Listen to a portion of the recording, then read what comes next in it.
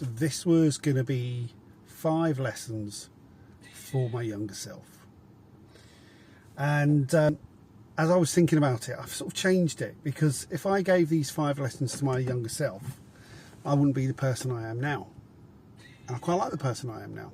So they are 5 lessons that I want to impart or model for my kids. So number 1 is don't isolate yourself. This connects back to my mistakes video, in that make sure that you ask for help if you need it. Make sure you keep yourself surrounded by friends who are there that will support you, and also seek out other advice, be that through therapists, be that through support groups or whatever. But the key is to just not isolate yourself, because that can be very dangerous when you become in your own head, and sometimes you can't see a way out of things. Number 2, prioritise your health early. So physical health, mental health are both as equally important as each other.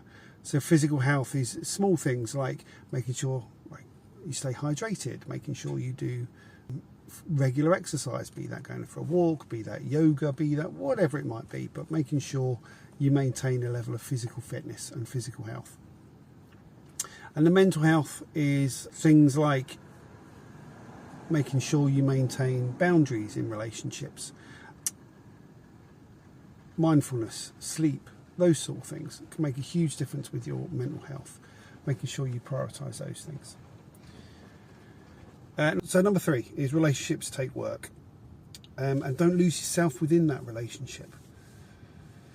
So this pulls from some lessons that I've learned through my divorce. I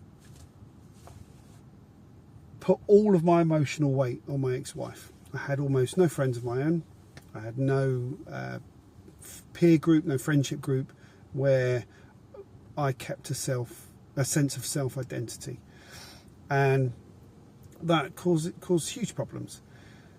And I think we used to sometimes look at other relationships that were around and think it was a bit weird when, you know, the man would go on holiday with his mates and the woman would go on holiday with her mates, and we used to think, oh, that's a bit weird. But actually I think that's quite an important aspect of any relationship. You need to keep a sense of self-identity. You need to know who you are. You need to be comfortable with who you are. And that individual then becomes part of that partnership or that relationship. But you can't lose sight of who that individual is in the first place. I think that's really, really important. And you can't put all of your emotional weight on that one person. That one person can't be everything you need. You need friendship groups outside of that relationship, and those inevitably will help strengthen that relationship as well. And you need to have honest conversations when you're in a relationship about how you're feeling about things, what you feel is working, where you feel you need to do things maybe differently. And you keep growing as an individual. Don't block that in any way. Keep that individual growth going, and hopefully you should grow together as a couple.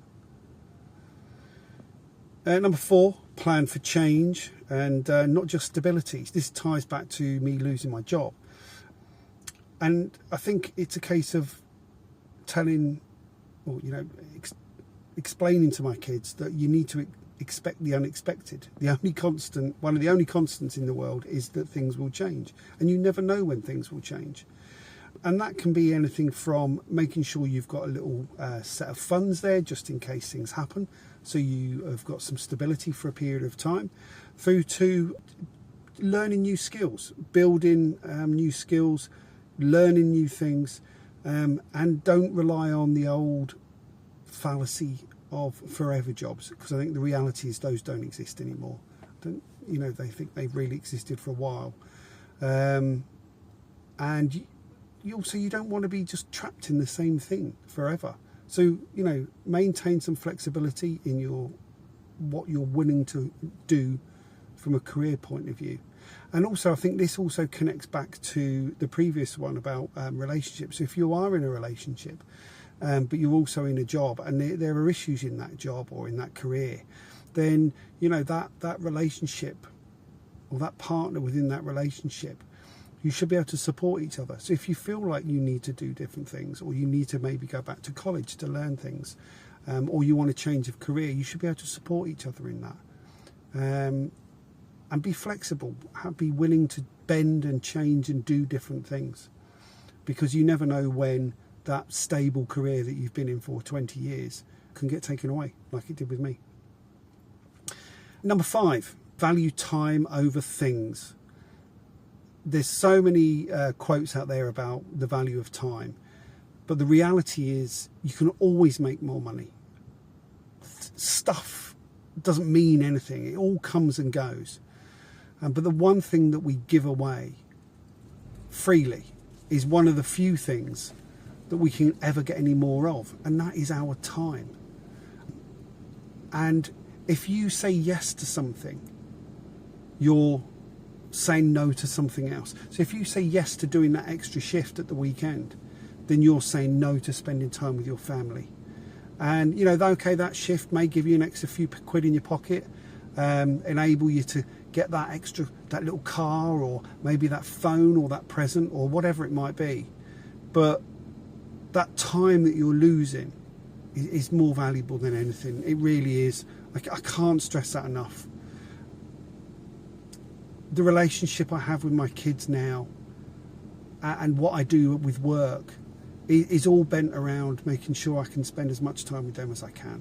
And no matter how much time I spend with them, it's never enough. And also, it's not only about the kids, it's about spending time with other people, be that friends, or be that relationships with the opposite sex, or the same sex, whichever you choose. Connection with people and time with people is just more important. It's so much more important than anything else.